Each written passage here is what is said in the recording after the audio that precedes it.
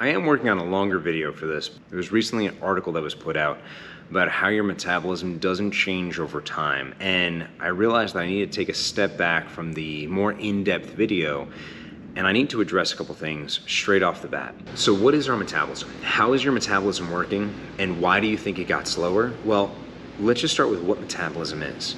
Metabolism is your body's conversion of food that you consume to energy. That is the simple version of it. When you think about your base metabolism, it's how many calories it costs you to get out of bed and live your life. Now, when I say live your life, we're talking about living your life in a chair, as if you're not going anywhere. Unfortunately, for some of you, that is what's happening. And I hate to lead with that, but we need to address that first. Then from there, we have different types of metabolism. You have your resting metabolism, the I'm sitting in a chair all day. You have your energy expenditure from your workouts. Then you have your non-exercise energy expenditure. This is where most of you are losing out, and I'm going to go into that later in the video. On top of that, you also have what's considered the thermic effect of food. So if you're under-eating, you're literally burning less calories by consuming less food. So whenever you consume something, it requires energy to metabolize that food and turn it into energy. What we know about metabolism, based on this study, is your metabolism doesn't slow down from the age of 20 to 60.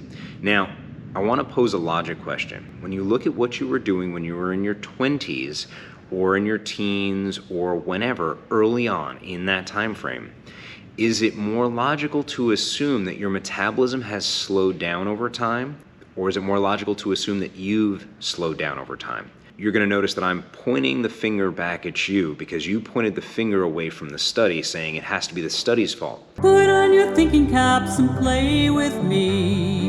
In your 20s, maybe you had a child, maybe you were in college, maybe you were doing things that were more active, you were going to the gym as well.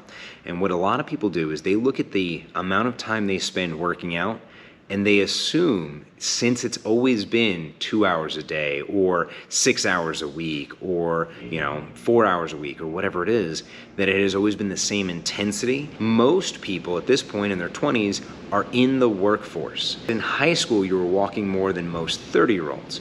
So now, when you get into the workforce, especially if we got in the workforce 20 years ago, 30 years ago, you were doing more working. You had to walk around the office. You had to deliver things to people by hand.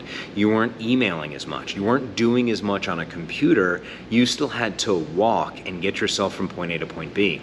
You probably also were living on a different budget back then. When you have children, so again, let's just assume you're in your 20s, because everyone's like, oh, when I turned 30, it was all downhill. So you had a child in your 20s, you're chasing that child around, you're walking around with that kid, you're going places, you're doing things.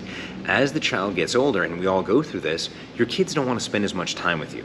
You're not going to the park anymore, you're not going to the playground anymore. And then unfortunately, a lot of us decide that we want to not train as hard as we can. We want to do things like yoga and Pilates. And this is more directed at the females, because men won't go into a yoga class or a Pilates class under pain of death. But a lot of times when you're doing just yoga or just Pilates, it's the equivalent of looking at your body and say, namaste, the same, and not lose weight. Because yes, yoga can be challenging. Yoga can cause your body to change. Unfortunately, it's not going to make your body change the way that you want to. Because yes, holding some of those positions is hard, some of it's challenging, but you're not asking your body to do anything more demanding than it needs to.